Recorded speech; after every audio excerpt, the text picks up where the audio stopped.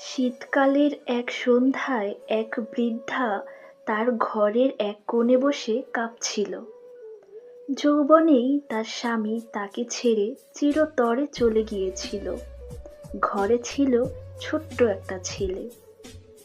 ছেলের উজ্জ্বল ভবিষ্যতের কথা চিন্তা করে বৃদ্ধা অক্লান্ত পরিশ্রম করত, মানুষের বাসায় বাসায় কাজ করত।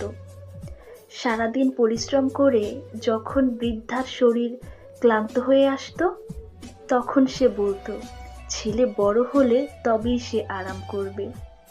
সময়ের স্রোতে ছেলে একদিন বড় হলো, ভালো চাকরি পেল, তারপর ছেলেকে বৃদ্ধা বিয়ে করালো। এখন ছেলের ঘরেও একটি সন্তান হয়েছে।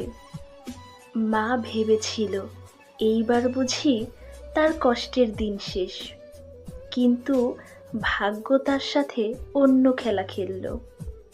ছেলে এবং বৌমার কাছে মায়ের জন্য একটু সময়ও ছিল না। মা, যিনি আগে অন্যের ঘরে কাজ করত, আর আজ সে নিজের ঘরে কাজ করছে ছেলের পরিবারের জন্য। তবুও মা খুশি ছিল, কারণ নিজের সন্তান। এক কনকনে শীতের রাতে ভাঙা খাটিয়ায় ছেঁড়া কম্বলের নিচে শুয়ে মা ভাবছিল, কাল সন্ধ্যায় ছেলেকে বলবো, খোকা একটা নতুন কম্বল এনে দে। অফিস শেষে সন্ধ্যায় ছেলে বাড়ি ফিরল। মা তখন বলল, বাবা, বৃদ্ধ হয়ে গেছি, এই শীত আর সহ্য করতে পারছি না, একটা নতুন কম্বল এনে দিবি? খোকা রেগে গিয়ে বলল, এই মাসে অনেক খরচ হয়ে গিয়েছে, বাচ্চার স্কুল, এটা সেটা, তবুও কিছু টাকা আছে আমার কাছে, ওই টাকা দিয়ে তোমার বৌমার জন্য একটা শাল কিনতে হবে। সে তো বাইরে যায়, তুমি তো ঘরেই থাকো, এই শীতটা একটু সহ্য করে নাও, পরের বছর তোমার জন্য নতুন কম্বল এনে দিব।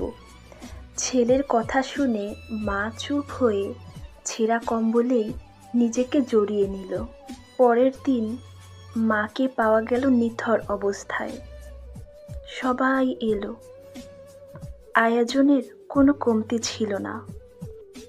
ছেলে আয়োজনে কোনো কমতি রাখল না। মায়ের জন্য চমৎকার একটি চিতা সাজালো। সবাই বলল, এরকম সন্তান যেন আমরা প্রত্যেক জন্মে পাই। কিন্তু কেউ জানল না, মরেও সেই মা একটা কম্বলের জন্য যন্ত্রণা সহ্য করছিল। শুধু একটা কম্বলের জন্য, শুধু একটা কম্বলের জন্য।